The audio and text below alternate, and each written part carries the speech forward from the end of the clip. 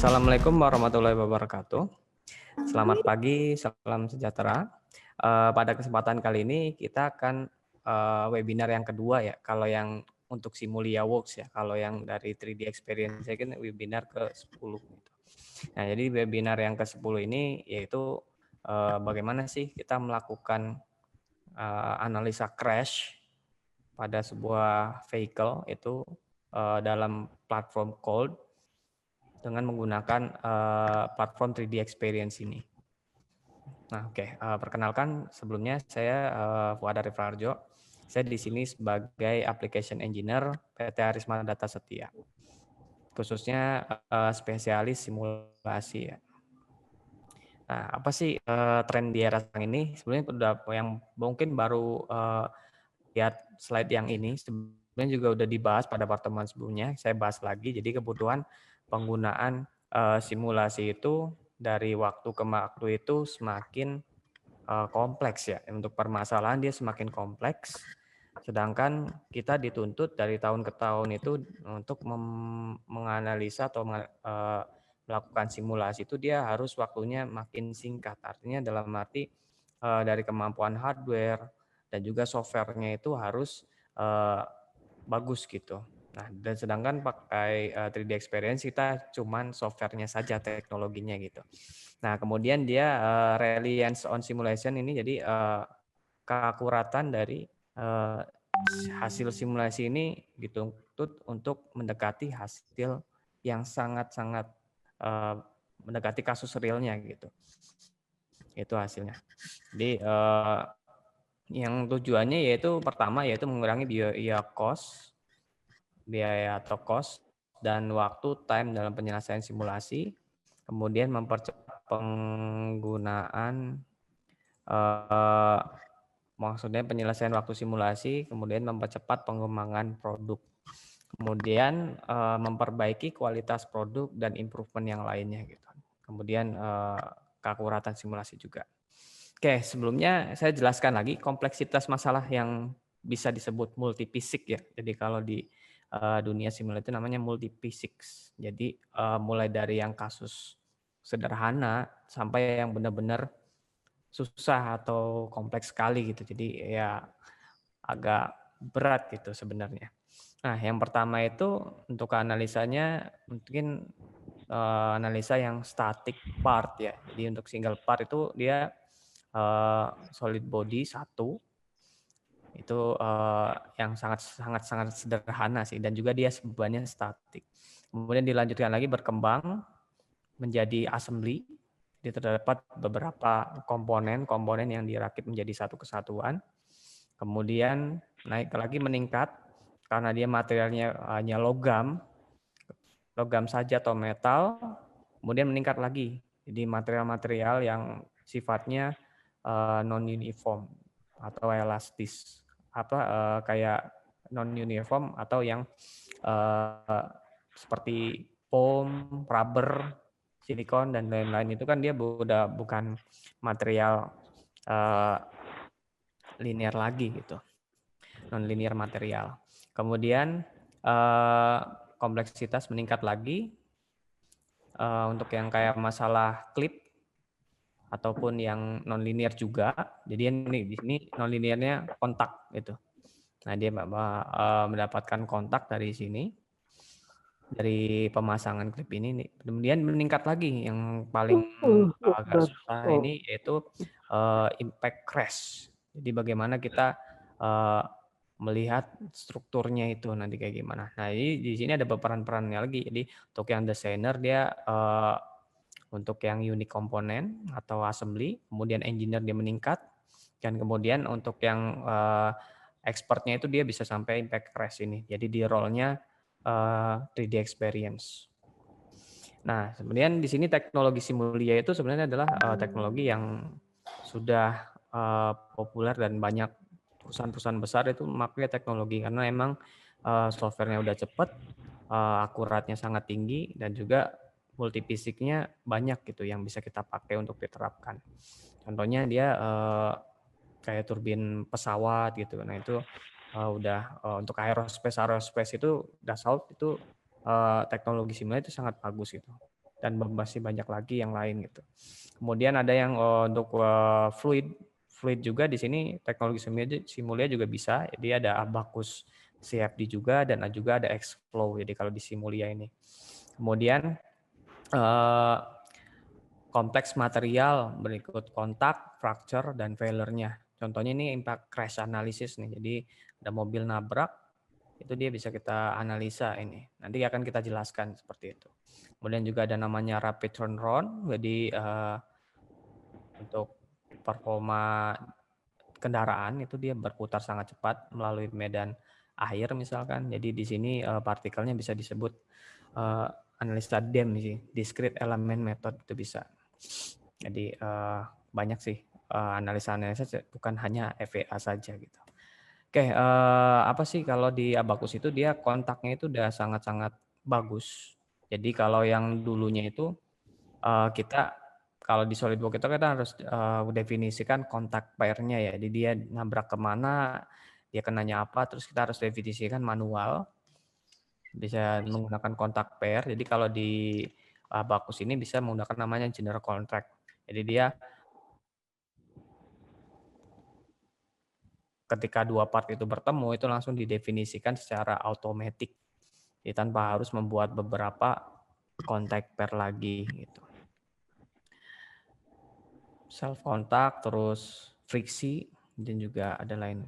Nah, Abacus Solver menjadi solusi berbagai masalah. Contohnya di sini untuk yang small refleksi material, terus thermal effect, natural frekuensi.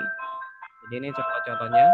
Untuk yang SolidWorks sendiri itu dia mulai dari simulasi standar itu kasus-kasus yang sangat sederhana, kemudian dia meningkat lagi yaitu untuk yang menganalisa yang lebih kompleks kayak thermal dan lain-lain.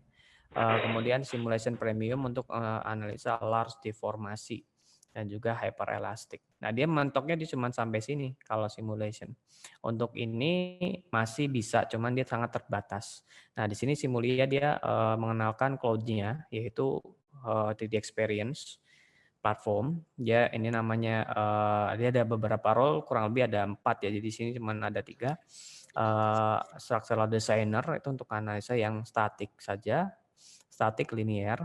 Kemudian ada engineer itu udah statik dan dynamic linear juga. Kemudian ada performance engineer untuk analisa yang linear, non-linear dan kompleks material. Kemudian nanti yang akan kita bahas yaitu structural mechanics engineer untuk menganalisa drop atau impact. Nah, itu. Nah, ekspansi. Jadi ekspansi dari SolidWorks ke simulation itu ke SimuliaWorks ini dia untuk simple physics, dia untuk analisa yang sangat sederhana. Kemudian kalau kita tidak kesulitan dalam SolidWorks itu kita bisa menggunakan namanya structural performance engineer. Dan juga yang terakhir structural mechanics engineer. Jadi sini ini kita bisa transfer ke masing-masing role ya. Jadi kita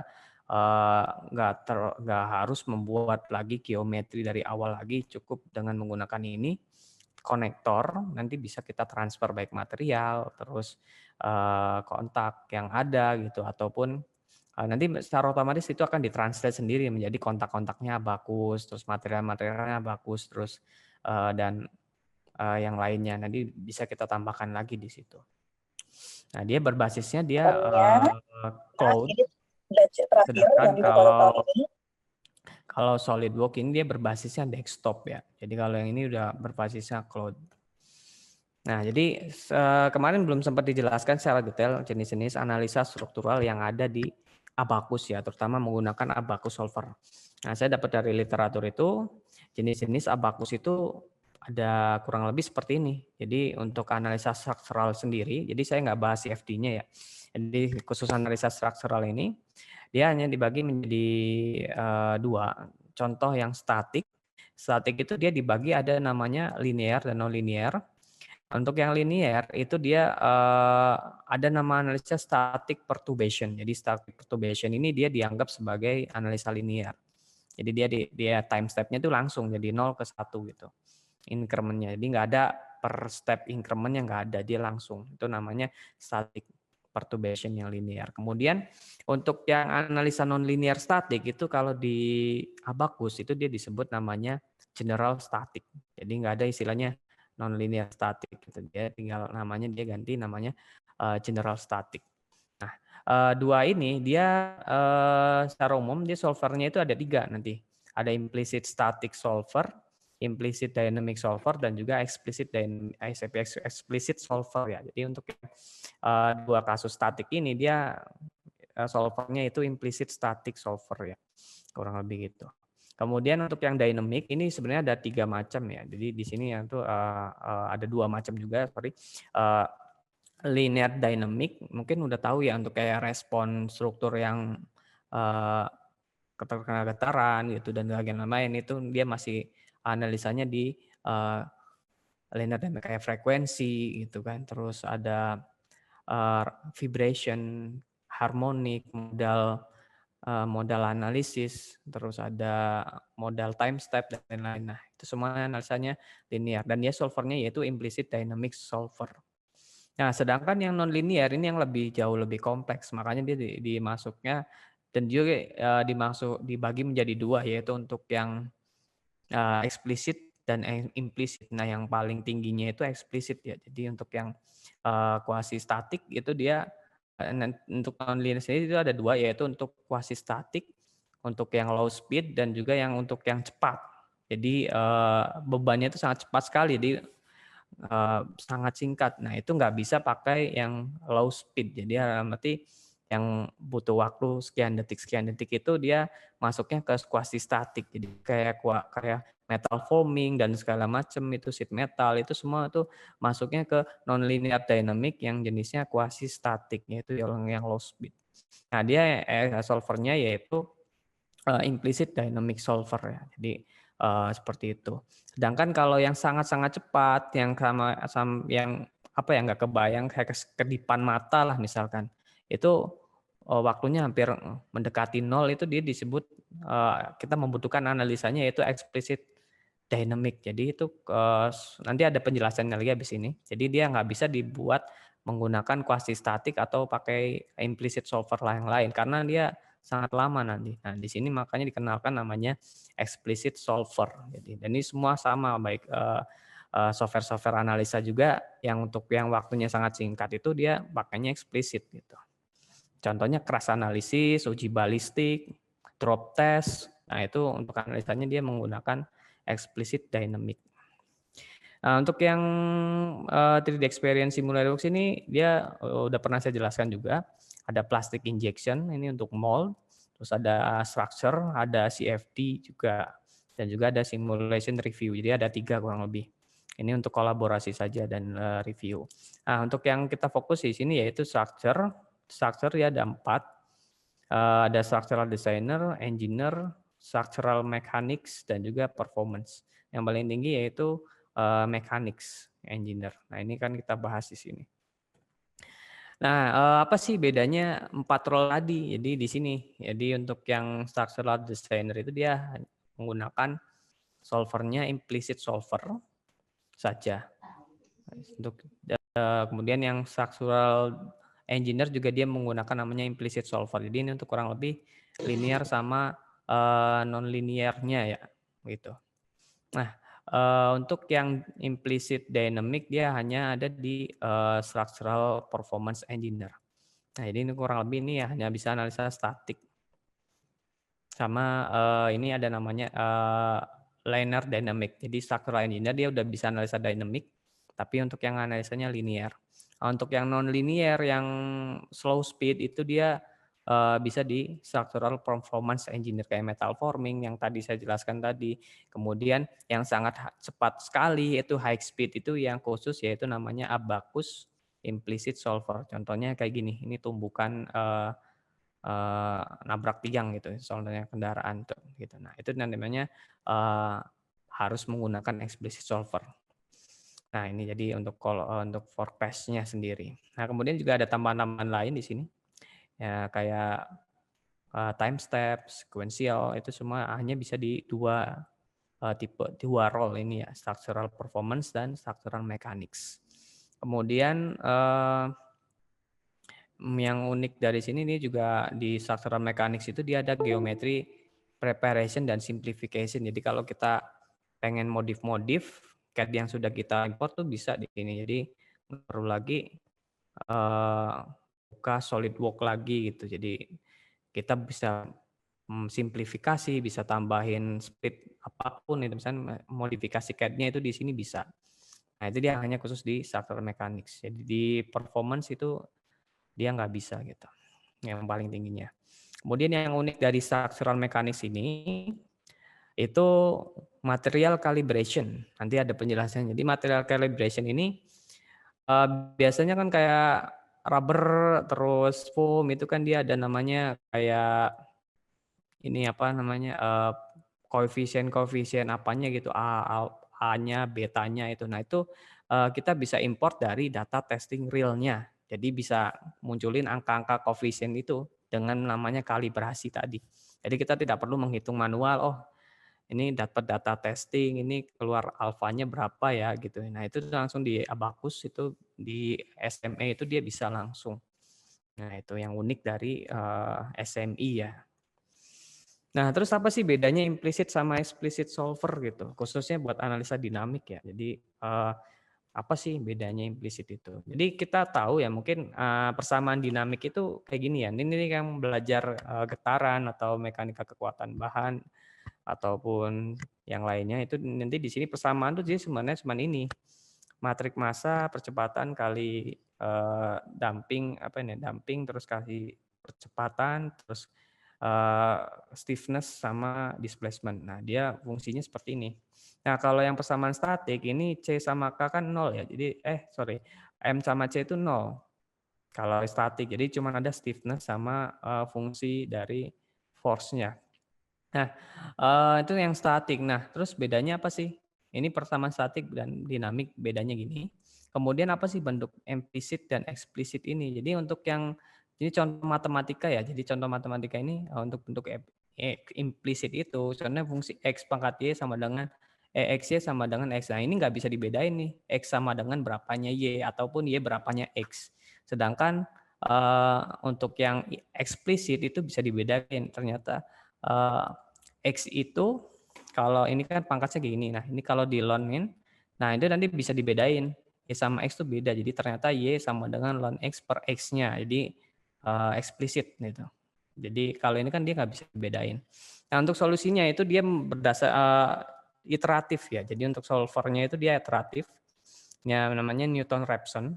Jadi kalau bisa dicari sendiri itu, ya integrasinya kayak gimana sih untuk yang, Newton-Raphson ini.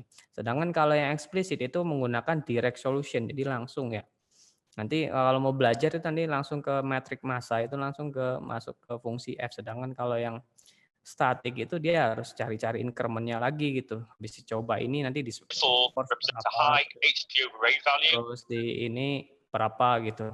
Terus diiterasi lagi sampai dia benar-benar solusinya Require konsep a high ya. density coatings. Kalau ini dia Whereas the langsung steel gitu. profile on the right is a more thicker, chunkier piece of steel. Kemudian apa sih And again, bedanya you can implicit see it lagi has dan a smaller explicit surface area solver?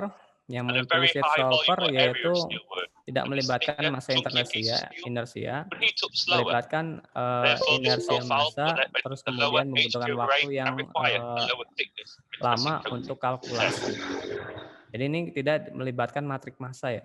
Jadi langsung ke ini apa, kecepatan sama, stiffness-nya. Nah, kemudian di sini implicit solver, jadi kalau kita punya kasus dinamik, kalau pakai implicit solver itu waktunya sangat lama sekali karena dia berbasis iterasi, dia sampai cari-cari konvergennya itu berapa. Sedangkan kalau yang pakai, explicit solver itu tidak menggunakan seperti itu, dia langsung gitu, dia langsung di-running, time langsung berdasarkan, increment dari time-nya, time langsungnya gitu. Nah itu langsung di-running. Kemudian dia berbasis increment bukan domain waktu. Jadi yang increment-increment itu bukan time real-nya. Nah kalau yang eksplisit itu langsung real-nya, real time. Jadi kalau memang kita running simulasi 0,1 detik tabrakan, ya harus buat 0, berapa increment-nya dari waktu realnya itu, misalnya 0,001 detik, 0,002 itu nanti waktu realnya ya. Kemudian untuk cocok untuk analisa statik dengan ban yang lama, low speed tadi, yaitu pasti statik gitu. Contohnya kalau di sini kayak metal forming untuk analisa nonlinear, yang lain metal forming, terus ya sheet metal bending dan lain-lain. Nah, itu cocok pakainya implicit. Sedangkan untuk yang eksplisit dia cocoknya pakainya high speed. Yang high speed sangat cepat, yang tadi saya bilang waktunya itu nggak hampir mendekati nol lah gitu. Nah, jadi contohnya untuk crash analisis, uji balistik gitu. Nah, terus untuk implicit solver itu kontaknya itu masih sederhana ya, jadi untuk yang sederhana sampai moderate atau menengah gitu. Sedangkan untuk yang eksplisit ini kontaknya udah sangat-sangat kompleks dan juga ekstrim ya. Jadi ya nggak bisa kita pakai implicit, pakai itu ya lama gitu. Nah, itu harus pakainya explicit solver. Nah, ini contohnya ini analisa yang menggunakan implicit solver. Jadi untuk di SPE, bebannya ini beban-beban slow. Jadi enggak beban-beban yang sangat cepat gitu, enggak. Ini bebannya slow. Karena dia kita bisa ambil waktunya berapa detik, 5 detik gitu. Misalkan. Sedangkan untuk yang sangat cepat ini contohnya yang ini, drops, bending, terus crash analisis ini waktunya nggak pelan ini, sangat cepet gitu. Nggak bisa pakai implisit, jadi harus ya bisa pakai implisit sama lama. Jadi kita harus pakainya eksplisit gitu. Nah, ini contohnya beberapa contoh ini.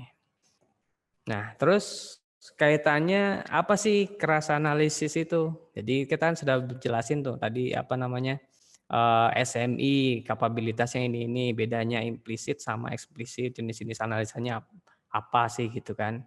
Nah, terus kita masuk ke crash analisisnya sendiri. Jadi crash analisis itu biasa dikaitkannya dengan crashworthiness. Jadi mungkin kalau teman-teman pernah baca-baca pernah tahu crashworthiness itu apa, jadi mungkin udah tahu ya jadi isinya apa. Ini kalau yang belum tahu nanti bisa lihat penjelasannya kayak gini. Oke, kita simak dulu. Nah, ini adalah salah satu video jenis-jenis crash. Ini contohnya frontal crash. Ini front offset deformable test. Jadi dia ada mobil yang nabrak, nih mobil apa ya? Pokoknya ini Volvo ya, kalau nggak salah Volvo ini dia uji crash analysis. Dia udah lengkap dengan passengernya di dalam. Jadi kita bisa tahu nih ini ke estimasi posisi penumpang itu dia kayak gimana gitu, aman nggak gitu. Terus dia bentuk penyoknya tuh kayak gimana sih di crash ini, yang side impact nih ya. Nanti ada lagi yang side impact, ada yang roll juga gitu. Nah, ini bentuk-bentuk dari crashnya. Ini sangat cepat sekali. Ini yang side impact nih. Jadi nggak orang pengujian itu nggak frontal aja. Jadi nggak dari depan aja, dia bisa ditabrak dari samping, dari pinggir, karena atas gitu kan. Ada yang juga terguling gitu. Nah, ini kita bisa tahu nih, ini manekin-manekin ini ya udah disetting dengan berat sesuai dengan berat manusia gitu. Jadi kita bisa tahu, oh nanti percepatannya tuh berapa sih dia kena ini. Dan juga ini kena tiang juga, tiang dari samping. Nah, ini kita bisa prediksi, oh kalau ditabrak dari samping itu airbag-nya keluar nggak sih gitu. Misalkan kalau yang ini ya penguji eksperimen. Terus kalau yang untuk struktural kan dia ada lagi penjelasannya. Nah, ini side pole test gitu kan. Jerat gitu. Nah, ini bisa kelihatan gitu. Kemudian juga ini yang nabrak dinding ya. Kalau ini tadi yang nabrak tiang, ada yang nabrak dinding. Ini bentukannya terus dia passengernya juga bisa kelihatan dia posisinya tuh tangannya kemana, terus jarak save-nya berapa sih dia kena dinding-dindingnya itu ada juga di sini. Jadi pengujiannya itu nggak cuman terbatas hanya statik, tapi dinamik juga gitu. Dan ini yang high speed. Nah, ini yang terakhir uji guling. Jadi misalkan dia terguling-guling tuh. Nah, ini juga salah satu bentuk pengujian ya. Jadi untuk standar keamanan crashworthiness juga ada namanya uji guling juga. Jadi kalau yang pernah tahu uji guling BIS itu juga salah satu juga untuk melakukan apakah aman enggak gitu dari uji guling tadi. Nah, untuk yang kayak kasus-kasus kayak gini nih nggak bisa pakai eh, implisit ya. Kalau ini bisa sih bisa, cuman agak lama gitu. Untuk yang sangat cepat sekali nih disarankan pakainya eksplisit gitu. Makanya harus kita iniin, kita analisa running pakai eksplisit. Kemudian ini ada contoh lagi ini gabungan ya. Jadi ini ada uji realnya dan juga softwarenya. Nah ini ada yang langsung antar dua kendaraan.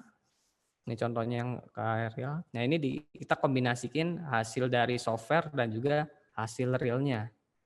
Contohnya mobil Subaru ya kalau nggak salah. Ini front crash. Nah ini yang proto software nih. Ini hasil dari software. Nah ini menggunakan 3D Excite ya. Jadi untuk yang hasil ini sama aja sih, Abacus juga sama. Ini pakainya Abacus juga kalau nggak salah. Nah dia ini hasilnya mobilnya Honda. Ini uji front crash. Nah, ini kita bisa lihat akselerasinya berapa, prediksinya kayak gimana, energinya berapa sih. Dia menggunakan cloud computing. Jadi dia apa ya? Kita bisa lihat, bisa menghemat estimasi, menghemat resource hardware gitu. Dan juga bisa divisualisasi. Yang pertama ini repeatable. Jadi kalau keunggulan dari kita analisa dengan menggunakan software itu repeatable. Kemudian bisa dipil, artinya kita pengen lihat bagian apa saja sih. Kita pengen lihatnya bagian rangka-rangkanya saja kita bisa filter gitu.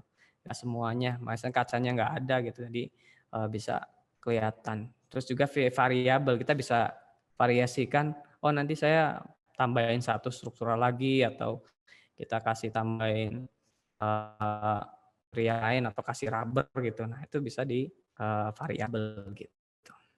Nah, ini contoh-contohnya ini yang contoh softwarenya ya. Jadi ini pakai yang softwarenya. Ya itu sih untuk mengantisipasi. Jadi produk yang kita desain ini vehicle tuh enggak sih gitu. Dia ada beberapa, habis ini kita akan jelasin. Nah ini contohnya. Virtual prototype. Jadi biasanya orang kalau udah desain itu ya kita harus uji real biasanya satu, jadi menghemat prototyping. Nah kalau ini di 3D Experience, kalau yang tadi di 3D Excite ya, kalau ini 3D Experience jadi sama aja, bisa melakukan modeling, kita uji tabraknya gimana, itu bisa di sini. Nah, kita filter nih, kita filter bagian-bagian yang kita tidak ingin, kita misalkan sasisnya saja ya, sasis sama frame. Ini bisa lihat penyoknya kayak gimana, dan ini satu platform ya, jadi orang nggak perlu install hardware pun bisa melihat gitu. Yang penting kita bisa kolaborasi dalam satu platform 3D Experience ini, jadi nggak perlu install hardware ini. Jadi biasanya yang install hardware ya cukup yang buat analisanya saja gitu, engineer-nya saja. Untuk BOS dan lain-lain ini cuman pakai cloud-nya gitu. Pakai browser aja cukup gitu, nggak usah ini lagi. Oke, kemudian apa sih crashworthiness? Jadi crashworthiness itu merupakan sebuah studi untuk menguji sebuah struktur apakah mempunyai kemampuan melindungi penumpang ketika kena beban impact atau tabrakan. Nah, jadi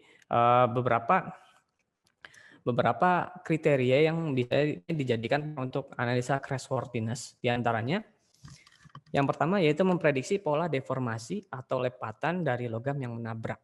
Jadi bentuknya itu ketika udah nabrak tuh kayak gimana pecahnya gitu. Apakah bentuknya gini, melimpang kemana, apakah sudah benar bisa melindungi, apakah jangan-jangan buckling gitu, bisa nggak mengikat energi itu. Nah itu bisa kita prediksi di situ. Kemudian dua, menghitung besarnya percepatan akselerasi selama impact. Jadi plot grafik akselerasi itu penting buat istilahnya ada standar keamanan yang diterima tubuh tuh berapa sih. Untuk biasanya untuk injurinya penumpang ya. Jadi kalau penumpang tuh safety-nya tuh maksimal tuh ya bisa berapa akselerasi gitu. Sampai dia pingsan atau gara-gara akselerasi sangat tinggi gitu ataupun kena trauma gitu tuh penting gitu untuk akselerasi. Kemudian menghitung besarnya energi yang diserap oleh struktur selama impact. Nah, jadi kita memprediksi nih, ini distribusi dari tabrakan itu kan menghasilkan energi kan. Nah, energi ini apakah sudah benar-benar semua oleh struktur atau masih ada energi yang belum terserap. Jadi artinya bisa berbahaya ke tubuh penumpangnya gitu. Energi hasil tabrakan tadi itu. Nah, yang bagus itu kan struktur dia udah nyerap semua energinya gitu. Itu yang bagus. Kalau bisa, tapi kalau memungkinkan ya biasanya nggak 100% energi itu terserap sama struktur. Kemudian menghitung maksimum force atau peak force yang dialami struktur. Jadi ya ini material ini dia ketika nabrak tuh peaknya berapa sih? Apakah perlu kita reinforce itu biar cari peak yang paling tinggi? Nah itu paling peak yang paling tinggi kan biasanya nyerap energi lebih tinggi juga biasanya. Nah itu dia harus kita cari gitu. Itu buat improvementnya gitu. Kemudian memprediksi bagian tubuh manusia yang terkena luka atau injury. Itu yang terkaitannya kalau dari pendapat saya sih yang akselerasi tadi itu bisa dipredik gitu. Dari hasil crash analysis. Nah, contohnya kita juga harus tahu juga itu kalau misalkan vehicle kita nabrak itu ini ada jaraknya nih, jarak dari front sampai ke sini. Nah, apakah hasil dari crash tadi itu menyentuh bagian tubuh manusia yang ditumpangnya atau tidak? Nah, ini juga harus kita prediksi jangan sampai struktur yang harusnya melindungi penumpang itu malah membahayakan penumpang di dalamnya, baik dari sisi dalam, dari sisi samping atau dari atas gitu. Jadi kalau kita si vehicle itu nabrak gitu. Ini juga kita harus tahu nih, apakah kita bisa optimalkan nggak? Misalnya kita minimalkan nih D-nya nih, biar lebih jauh gitu, biar lebih pendek gitu. Nah ini harus improve di sini. Nah ini keunggulan dari simulasi crash gitu. Kemudian juga ini juga bentuk-bentukannya kayak gimana, ini kalau udah nabrak bentuknya kayak gimana, terus juga bisa kita lihat. Nah kemudian juga ini untuk yang posisi penumpang ya, di posisi penumpang itu ketika berapa detik itu dia kayak gimana sih? Apakah dia udah uh, tangannya kemana gitu? Nah itu kita harus tahu juga mungkin. Misal salah satu tambahan, jadi jangan sampai tangannya itu dia udah uh, apa ya kayak kebentur apalah gitu. Nah itu harus kita lihat juga sebenarnya. Kemudian ini yang penting juga energi. Jadi kalau yang dia gerak itu dia kan energi kinetik ya. Jadi energi kinetiknya itu awal-awal tinggi. Nah, terus nanti yang ketika dia nabrak itu energi kinetik itu dia ubah jadi energi internalnya untuk deformasi dari si struktur tadi. Nah, ini apakah dia udah 100% itu berubah menjadi internal energi atau masih ada energi kinetik lain yang enggak 100% terserap oleh struktur. Jadi artinya masih ada energi yang terbuang gitu. Jadi bisa membahayakan si passengernya. Kemudian ini contoh, jadi peran crash analysis menggunakan software dengan hasil uji realnya itu seperti ini. Nah ini contoh menggunakan simulation, ini kurang lebih Abacus yang dipakai. Abacus case tadi ini mobil BMW. Dia tabrak sampingnya, side-nya ini dengan pengujinya yaitu hydraulic operated impactornya ini dengan beban kuasi statik. Jadi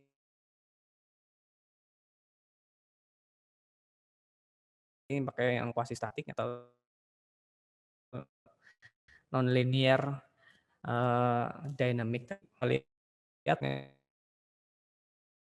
yang lain gitu kan. Jadi yang terakhir itu dia pembuktian apakah benar atau enggak sih biasanya gitu. Buat diimprove. Kemudian kita bisa cari di sini berapa sih peak-nya, peak dari force yang mampu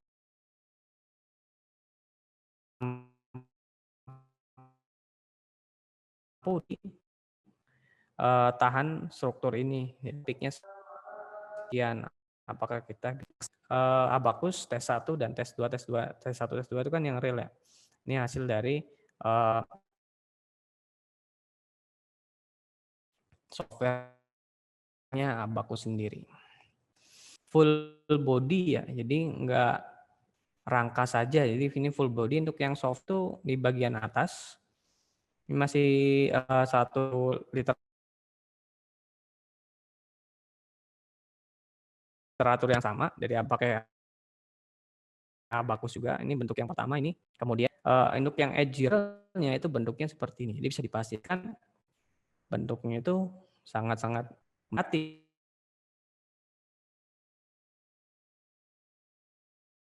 gitu.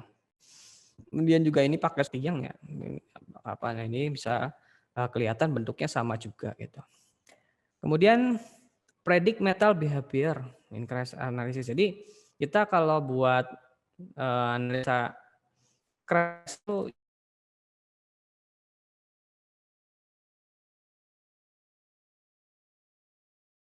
jangan sampai material ini menjadi buckling gitu, jadi bengkok kayak gini buang. Nah ini bisa buckling bengkok ini bisa membahayakan penumpang juga. Jadi yang apakah lipannya itu seperti ini atau seperti ini. Jadi udah melipat sempurna. Jadi energi yang diserap itu buat ngebentukin itu maksimal gitu. Kalau masih kayak gini nih belum maksimal, kita bisa improve lagi biar dia nggak terjadi bengkok atau buckle gitu. Ini kurang lebih. Jadi kita bisa lihat juga force-nya berapa sih, peak-nya berapa, dan displacement-nya dia berapa gitu.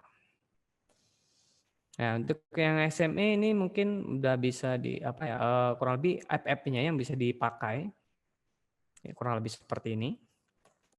Kemudian untuk yang si SB ini dia sama, dia bisa lokal, bisa cloud. Yang cloud itu bisa pakai token atau kredit ya.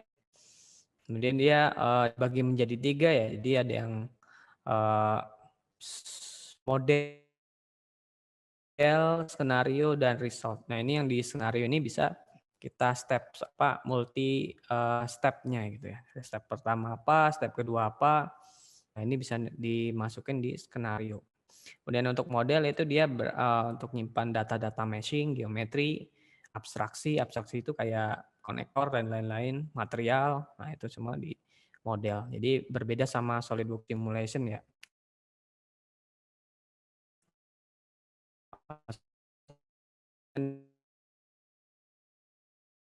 Dia 1 tree gitu.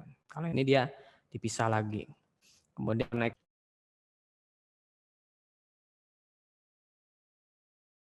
ini untuk kombinasi skenario kurang lebih. Dan ini dipandu. Jadi kalau misalkan error atau ada belum yang keisi itu harus ada notifikasinya. Oh ini belum diisi ya. Jadi ini buat dia error ataupun ini harus diisi dulu gitu. Jadi kalau nggak diisi berarti nggak bisa di running. Nah ini ada yang kotak ini opsional aja. Nanti di sini di running. Terus nanti resultnya bisa dibaca. Jadi bisa ada panduannya di sini namanya asisten. Kemudian ini yang kita bahas ya ini apa ya simplifikasinya Katia ini sebenarnya logonya salah, sorry.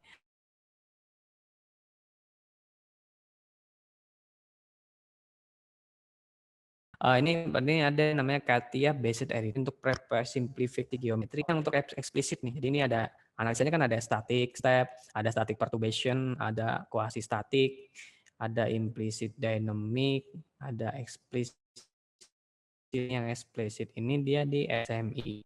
Untuk yang SMI ini ada lagi juga yaitu random vibration sama complex frequency. Nah ini itu juga ada yang harmonik dan ada yang frekuensi, ada model dynamic gitu. Nah ini juga ada icon-icon standar ini bisa kita cek juga. Jadi ini apakah kita bisa lakukan running nggak? Ini ada namanya simulation. Jadi kalau di SolidWorks itu dia belum ada kan, nggak ada simulation check apa bisa di running. Jadi di sini bisa di simulation check. Oh setup dan boundary-nya sudah lengkap. Jadi dilanjutkan ke running yang sesungguhnya di sini. Kemudian juga ada namanya model dan skenario check di sini, apakah bisa atau enggak. Kemudian juga sama, load ini kurang lebih sama kayak SolidWorks. Cuman mungkin ada tambahan sih kayak apa nih, evolution field ya. Kemudian ada interaction, nah ini yang sangat-sangat kompleks dibandingkan dengan SolidWorks. Strand mungkin yang ada ball joint ini baru tahu juga, baru ball joint ini di SolidWorks kayaknya belum ada ini ball joint. Kurang lebih sama, jadi semuanya ini bisa di-convert ya. Jadi kita transfer dari konektor ke hub ini 3D Experience ini bisa keubah namanya. Jadi yang tadinya fix ini jadi clamp. Kalau ini fixed displacement beda ini. Kemudian ini material-materialnya jadi sangat banyak sekali di Abaqus ini. Mulai dari damage, ada gasket, fluid. Nah ini dia ada banyak sekali gitu. Ada creep, analisa creep, hyperelastic, hyperfoam, dan viscoelastic, non-linear viscoelastic. Sangat banyak sekali. Nah ini yang kalibrasi tadi. Nah ini kalibrasi ini kita memunculkan parameter kayak ini ya, Johnson isotropic plastik. Nah ini kan parameternya ada A, B, N, terus kalau yang elastik isotropik kan dia ada E itu modulus Youngnya, terus NU itu Poisson ratio. Nah ini kita bisa convert nih nilai parameter ini dari berdasarkan testing realnya ya. Jadi kita punya mesin uji tarik tuh. Yang uji tarik kan dia biasanya data point aja kan, untuk X sekian dapat stress sekian, untuk yang X sekian ininya berapa, X strain sekian dapat ininya berapa. Nah ini diplot ke sini, ke tes data ini. Nanti dia di generate langsung dapat AB, parameter koefisien ini berapa gitu. Itu kelebihan dari material calibration ya, bukan material definition. Kalau material definition yang ini, kalau material kalibrasi ini, dia lebih enak lagi. Kita punya karet. Karet itu ya kita buat aja tuh, uji karet itu. Nanti datanya dapat, di sini kita masukin karetnya apa, hyper elastik kah atau rubber apa gitu. Pokoknya di sini masukin nanti keluar parameternya. Jadi kita bisa tahu nih buat kurvanya, namanya curve fitting ya. Begini di sini kurang lebih. Oke, nanti ini sekian aja webinar sekarang. Nanti tunggu webinar ketiga ya.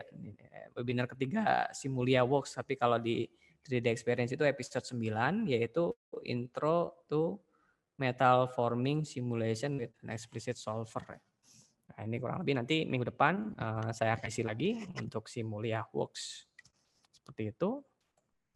Mungkin kalau yang ini ada yang ditanyakan, dipersilahkan. Ini ada pertanyaan dari Ode Arya, apakah webinarnya selalu di-share ke grup yang sama? Ini biasanya dari tim marketing kita sih ya, nanti di-share ke grup yang sama sih Pak. Saya bantu jawab untuk pertanyaan itu. Lalu ada pertanyaan lagi dari Pak Zul. Bapak atau Ibu ingin menanyakan bagaimana dengan keamanan datanya, mengingat ini di cloud. Terima kasih. Bapak Fuad bisa bantu jawab? Iya, untuk yang di cloud itu sebenarnya udah dia Dassault System itu dia punya sertifikasi buat keamanan data. Jadi customer nggak perlu khawatir misalkan datanya hilang, kecurian itu mereka udah antisipasi gitu. Jadi jangan sampai ada pencurian data gitu karena emang ya kayak kita nyimpan uang aja di bank gitu kan. Bank kan nggak mungkin tuh membiarkan dibobol gitu kan. Sama aja dengan ini. Jadi data-data yang kita titipkan di cloud itu udah dijamin keamanannya gitu. Udah ada sertifikasinya juga, jadi jangan khawatir itu bakal hilang. Yang penting kita sistem transfernya aja sih. Jadi apa ya, kalau data kan udah pasti aman gitu kan. Mungkin untuk keamanan bookingnya perlu diantisipasi misalnya dari jaringan atau apa gitu. Nah, jangan sampai ada spy. Jadi kalau udah disimpan di sana mah itu udah aman gitu. Sudah ada sertifikasi dari dari Dassault sistemnya itu sendiri. Oke, mungkin ada lagi. Jadi ada standar ISO berapa gitu, ada. Oke, terima kasih Pak Fuad untuk jawabannya Pak. Zul tadi udah jelas ya Pak jawabannya atau gimana? Mungkin bisa dilanjutkan ke pertanyaan kedua dari Pak Saitama Putra. Apakah bisa didemokan langsung untuk simulasi yang crash impact tadi? Pak Fuad bisa bantu jawab? Ini kan sudah saya tuh videonya itu saya untuk crash tadi. Jadi visualisasinya kan seperti yang di video.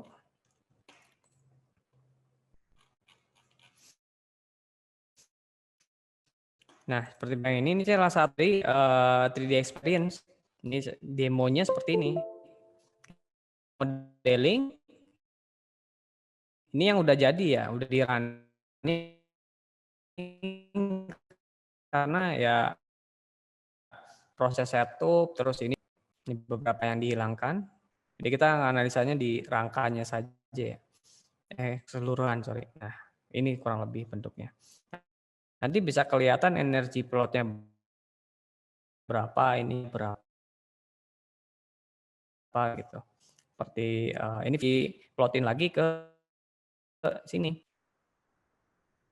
Energinya berapa atau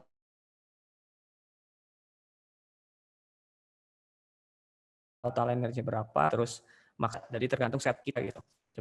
Cuman kan ini membutuhkan waktu yang lama dan juga kita Oke, baik. Terima kasih Pak Fuad. ya. Pertanyaan selanjutnya dari Pak Fernando. Spesifikasi PC atau laptop minimal untuk melakukan simulasi crash? Mungkin speknya berapa ya Pak Fuad? Bisa dibantu jawab?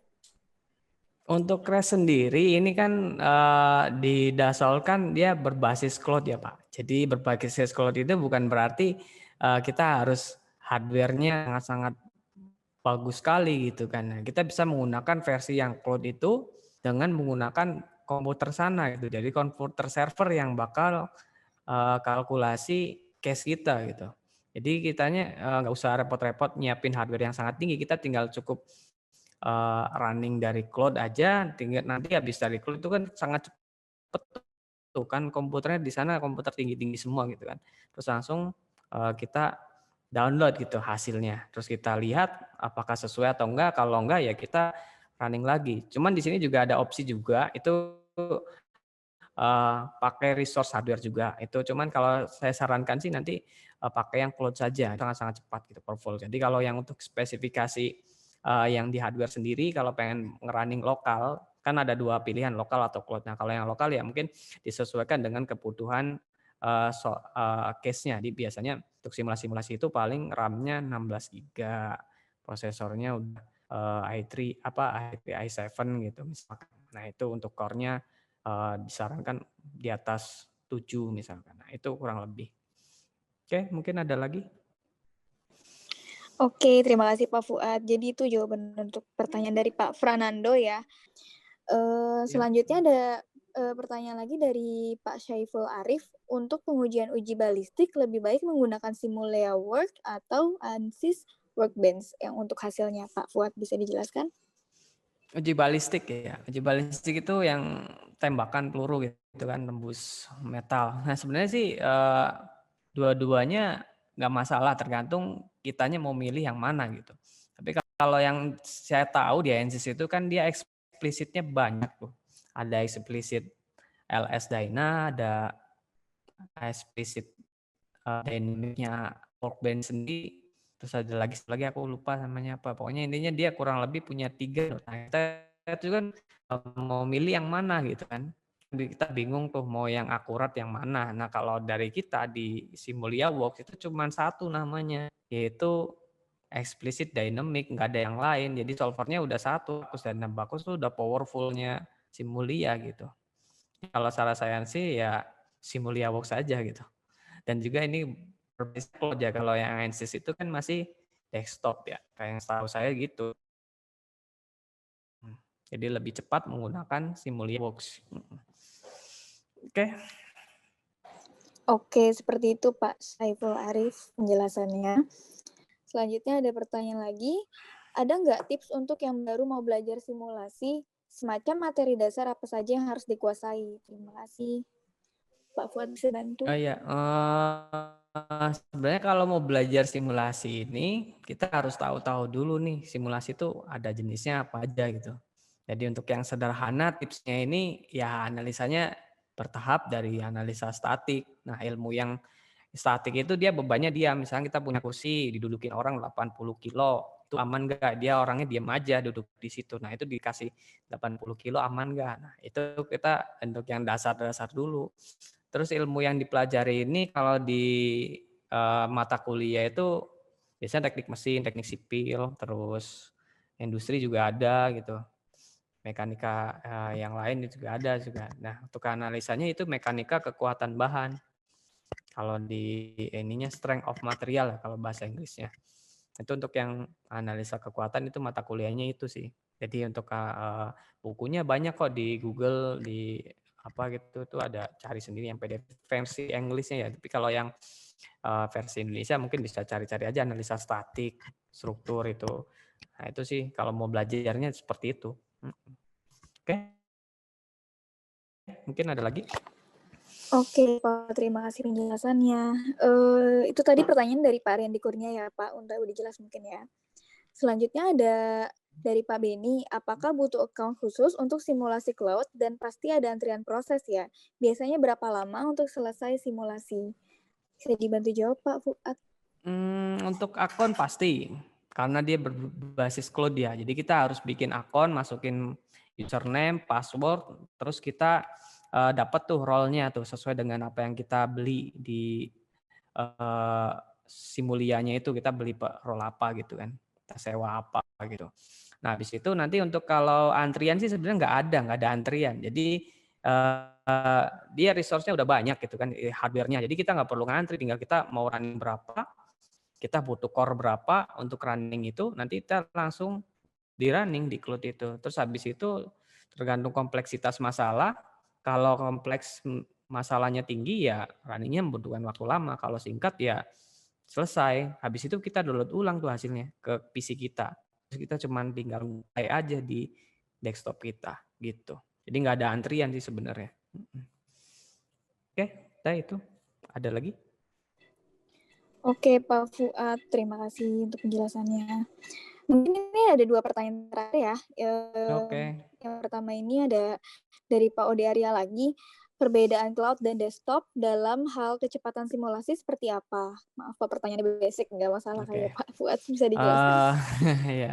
Jadi perbedaannya cloud dan desktop. Jadi saya jelaskan dulu. Kalau desktop itu kita install dulu softwarenya, kita running menggunakan resource yang ada di hardware. Jadi hardware yang kita pakai laptopnya misalkan laptop kita i7 terus RAM-nya 8 GB terus VGA-nya GTX. Nah, itu resource hardware yang di PC kita. Jadi kita memanfaatkan apa yang ada di laptop kita gitu.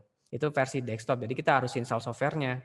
Sedangkan kalau yang cloud itu Bapak nggak perlu install apapun.